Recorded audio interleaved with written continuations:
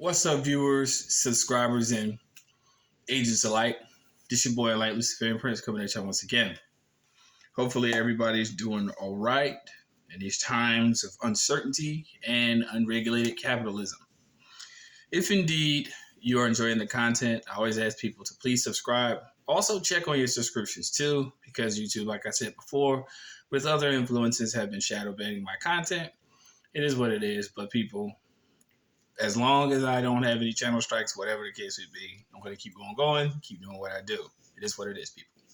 So, if you're watching this video around children, I always ask that you please remove them from your immediate vicinity because my videos are not for children. This is adult-based content. It's adult-based content only. Now, we got that out the way. Let us go and proceed with something I wanted to touch on. And I noticed this, you can kind of piggyback off of the video within regards to contracts, but let me elaborate a little bit more. Contracts are nothing more than, if you could simplify it for your better interpretation of what a contract is a binding obligation. It is an obligation that binds you, the natural sentient person, to an obligation that is also considered a claim in most instances, or it is considered an agreement. However the case may be, whether it's a claim or an agreement, it still is a binding obligation. Now, majority of the time when people enter into these obligations, they are not fully informed as to how they are either liable solely and severally, like basically you're 100% responsible, or you can reserve your rights and not waive any type of defenses or any remedies that you might wish to invoke in the future. Now, this is especially for secure party creditors, because once you become a secure party creditor, you need to pay strict attention on how you endorse your documents. In previous videos, I also said that you cannot enforce the UCC without becoming a secure party creditor. The reason why I say this is because you have no evidence on public record to say yourself to the public that you actually have a right to recourse or remedy for the UCC provision. In other words, if you're operating not as a secure party creditor, you're still operating under statutory law. The statutory law operates over corporations, and corporations in and of itself are not the beneficiaries of their trust association, commonly known as the Social Security number. Yes, people. So whenever these people tell you on a UCC-1 form to put debtor down as yourself, or the straw man entity that you assume the liability of that corporation, and you're saying that you have a general partnership with the United States, your UCC-1 is wrong. Simple as that.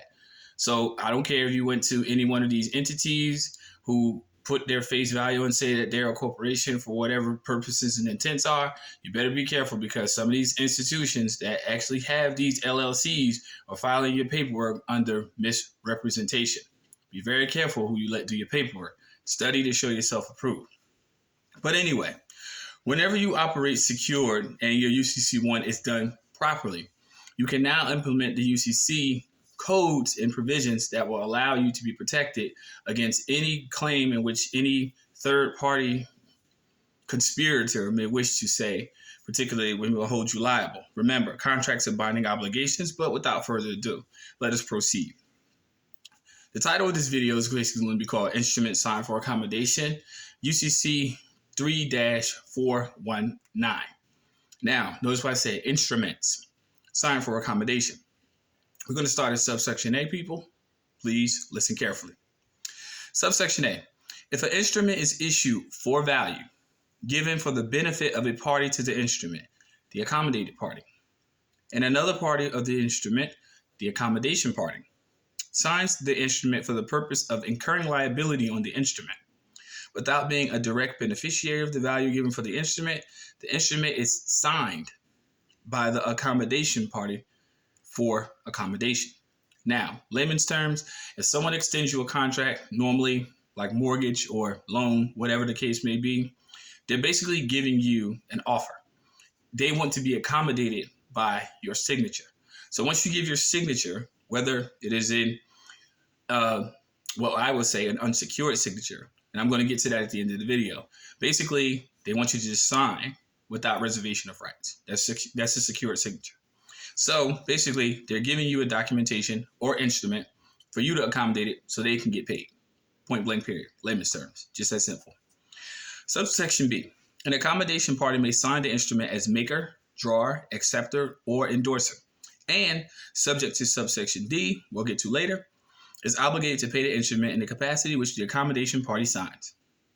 The obligation of accommodation party may be enforced, notwithstanding any statute of frauds, whether or not the accommodation party receives consideration for the accommodation. In other words, layman's terms, if you sign something you're not fully informed, these individuals, irrespective of the fraud that they may commit, such as court contracts, such as any contract that's extended by court.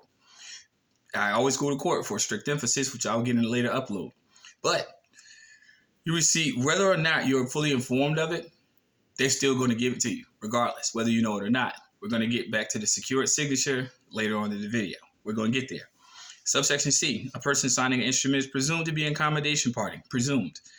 And there is notice that the instrument signed for accommodation. If the signature is anomalous, endorser, or accompanied by words indicating, notice what I'm about to say, that the signer is acting as surety or guarantor with respect to the obligation of another party to the instrument, except as provided in section 3-605, the obligation of an accommodation party to pay the instrument is not affected by the fact the person enforcing the obligation had noticed when the instrument was taken by that person that the accommodation party signing the instrument for accommodation. In layman's terms, basically, if you don't secure your signature in regards to any contract that's a binding obligation, you are wholly, solely, and severally liable for the actual performance of that. And if you don't, you will fall. If you don't perform, you will actually fall into what is considered dishonor. And anyone who falls into dishonor commits a crime in commerce called involuntary bankruptcy. We'll get there later on in the video series. Stick with me. Enjoy the content. Make sure you also hit that like and subscribe button. Subsection D. Here we go. If a signature of a party to an instrument is accompanied by words indicating unambiguously that the party is guaranteeing collection rather than payment of the obligation of another party to the instrument, the signer is obliged to pay the amount due on the instrument to a person. Notice the word person is corporation. Just keep that in mind.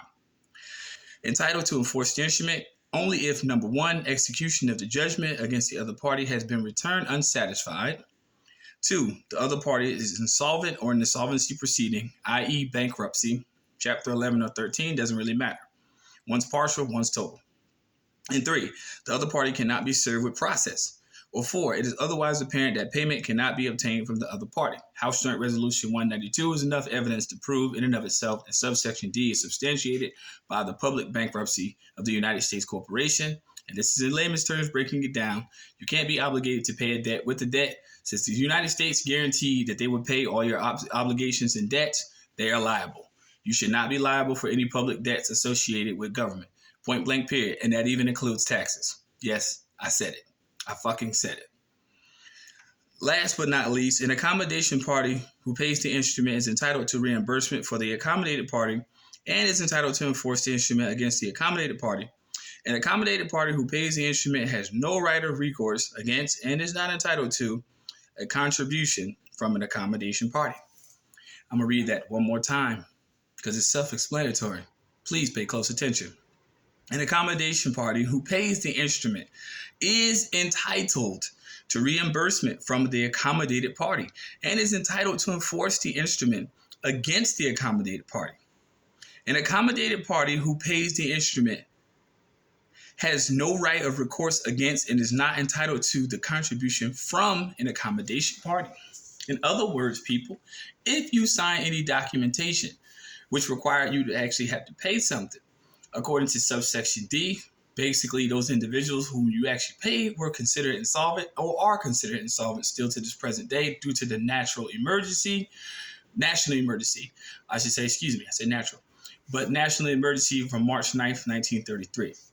So, with that being said, that legal construct declared America bankrupt, and therefore no individual natural living soul is responsible for debts placed against corporate fictions. This is why I tell people it is important for you to become a secure party creditor, especially now in times of financial crisis when it's becoming more prevalent and more necessary for you to actually stand up and use laws instead of going out there trying to find fiat to solve your problems. It has never helped us, It has never helped society as a whole. And as long as they keep retracting currency in this current economic crisis, you will keep looking for the wrong remedy, because there is no remedy in fiat. There's only remedy in credit. And if you're a creditor, you have all the credit in the world because you have unlimited power to contract.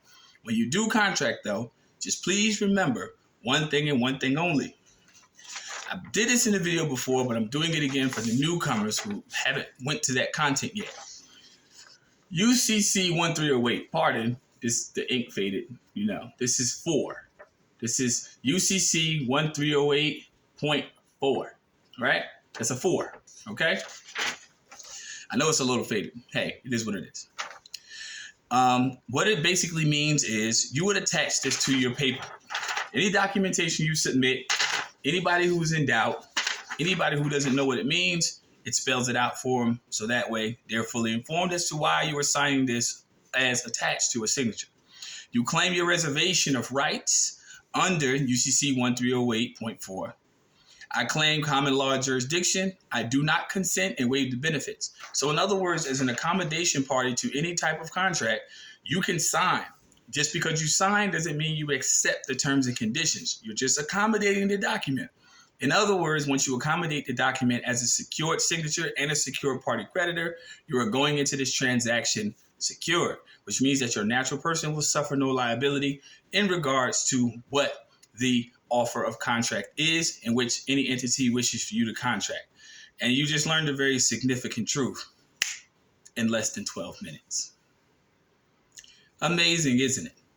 How simplistic this stuff can be when people actually explain it in a very lucid context with facts and evidence. And for all the naysayers, yes, people, it is indeed an actual law. So for agents, before y'all come in the comment section talking shit, trying to make it seem as if I don't know what the fuck I'm talking about, or you want to try to sit here and hinder progress for other students who wish to learn from the content of my channel, I would respectfully say, deep down from the bottom of my heart, fuck you and your opinion.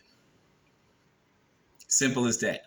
Because I noticed that when we deal with this commercial world, it's always some entities who just have to just always argue against the truth. You are some of the most backwards thinking people, even if I would consider you a person. Nowadays, I just consider people NPCs, to be honest with you. But you just have to be some of the most backwards thinking people, thinking that these systematic contracts are obligatory upon living souls. These things are made by people. I wouldn't say sentient, because these contracts are made by robotic-minded individuals who wish to extort money from the people who sign the documentation. Pretty sad way to live. However, on my channel, I show people how to keep yourself from being subjected to terms and conditions of contractual law. Now, just because you signed something, well, you made a mistake. Okay, we get that.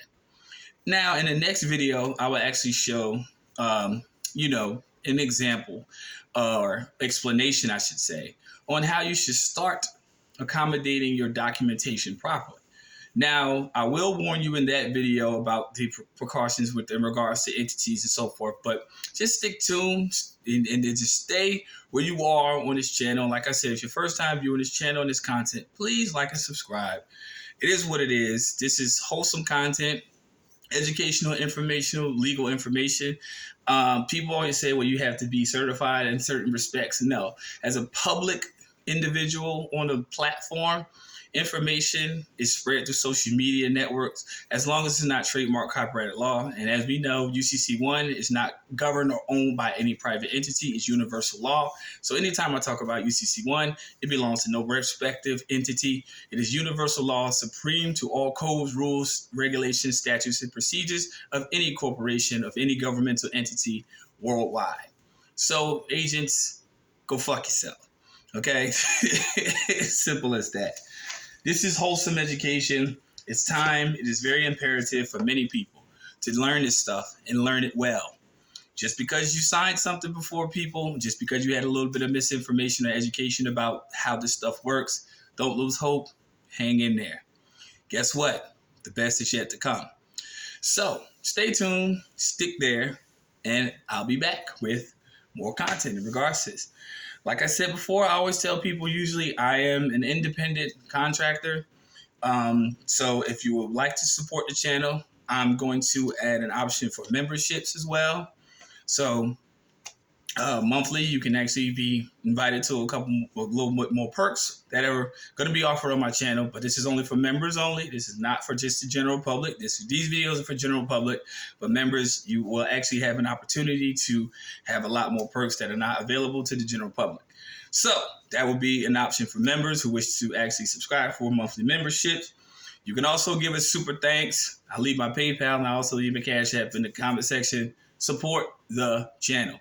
It is what it is. I'm not bending nobody's wrist, but this is a voluntary choice I chose to make to put this information out there, which you will not find from any other source. So I say the least you can do, contribute to the channel. Not to me, to the channel, the development of the channel. Simple as that. Stay tuned. Peace, light, love. Agents, fuck you. It is what it is. I'm going to say, I said it from the beginning of my videos. I'm going to keep saying it. Fuck you and don't contact me. I do not consent. I do not oblige. All rights reserved to the content on my channel. Stay tuned. I'll see y'all later.